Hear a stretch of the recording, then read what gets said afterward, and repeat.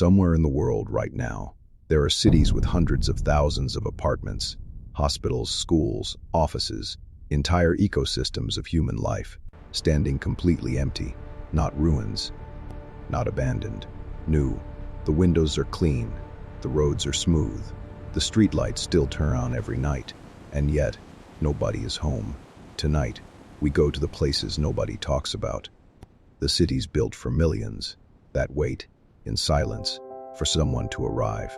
In 2003, the Chinese government made a decision that would create one of the most surreal places on Earth. Ordos, a remote city in Inner Mongolia, had just become fabulously wealthy.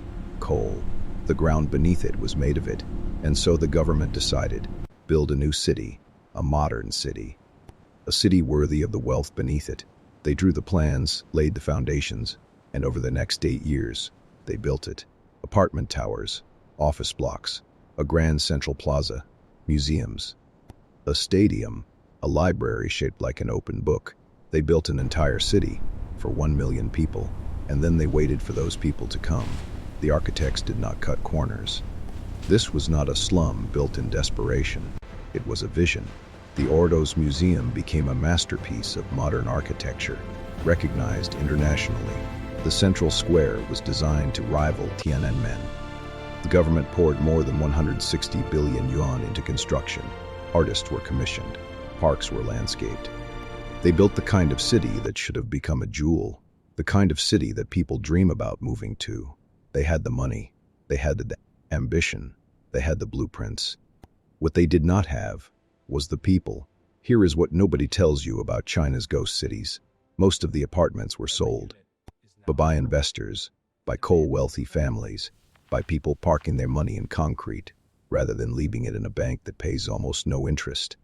In China, real estate was, for decades, the only reliable investment available to ordinary people.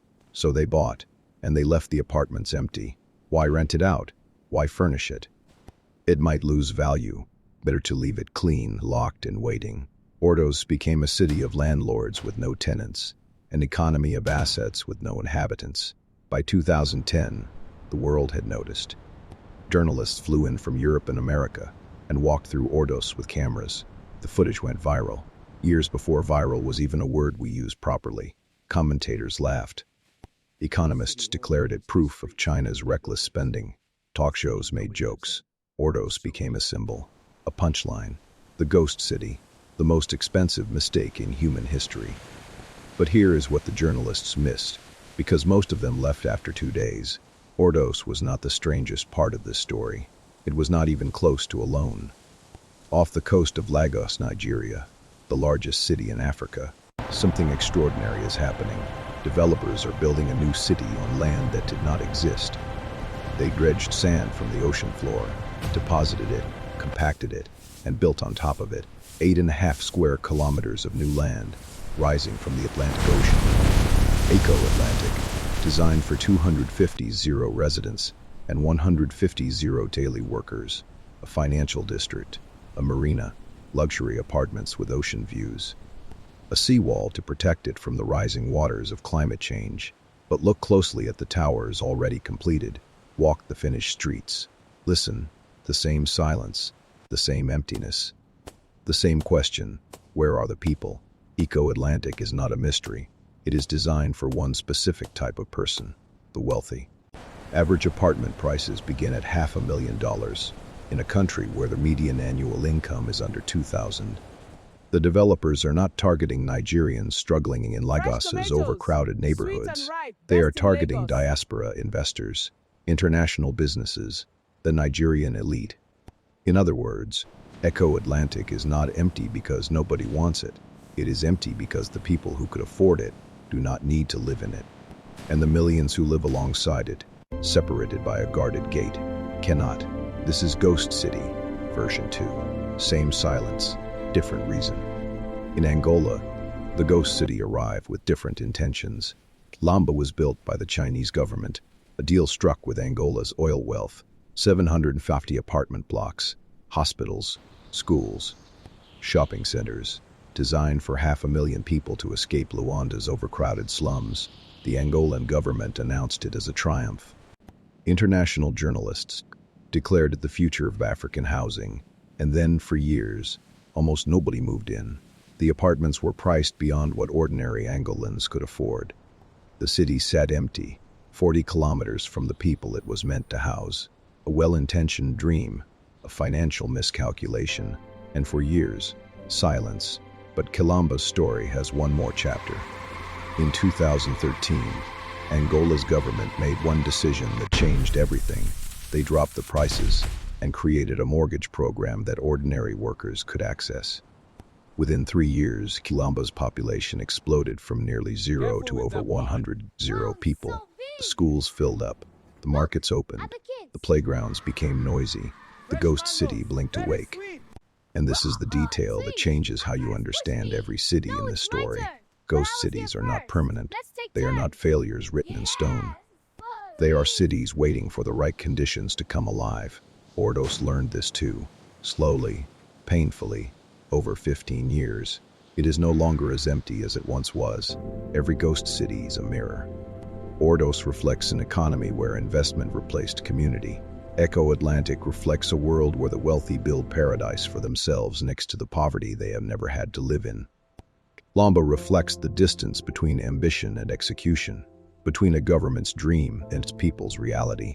None of these cities are accidents. None of them are mysteries. Not really. They are logical outcomes of the systems that built them, and the fact that we find them haunting, that they disturb us, says something important. We sense that a city without people is a contradiction, that architecture without life is a monument to its own failure. This is not a Chinese problem or an African problem. It is a global phenomenon that is accelerating. Saudi Arabia is currently building NEOM, a city 170 kilometers long, a perfect line of mirrored glass through the desert, designed for 9 million residents. It has no completion date and almost no current population. Malaysia's Forest City was designed for 700. Today, roughly 90 people live there. Egypt is building a new capital city to house 6.5 million people in the desert. Worldwide, economists estimate there are enough empty units in ghost city developments to house 3.4 billion people, more than the combined population of China and India. Go back to Ordos today, and it is not quite the same as the photographs from 2010. There are noodle shops now, schools that are not entirely empty, families who moved there for the cheap rent and stayed.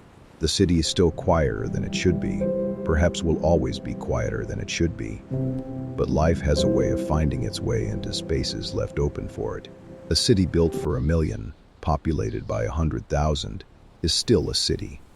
And the people who chose to live there, in the silence, in the space, in the strange luxury of a place designed for 10 times their number, they made it real. They made it home. Maybe the question is not why anyone would build a city that nobody lives in. Well, the real question is this: what does it mean to build a future before the people arrive to inhabit it? Is that a failure? Or is it, in its strange, lonely way, an act of faith that somewhere in the world, someone is preparing a place for you? All that is left is the arriving. If you are somewhere in the world right now, and you live in a city that is loud and crowded and messy and alive, take a moment to notice that. Cities are not buildings, they are people. And tonight, somewhere, a city is waiting to become one.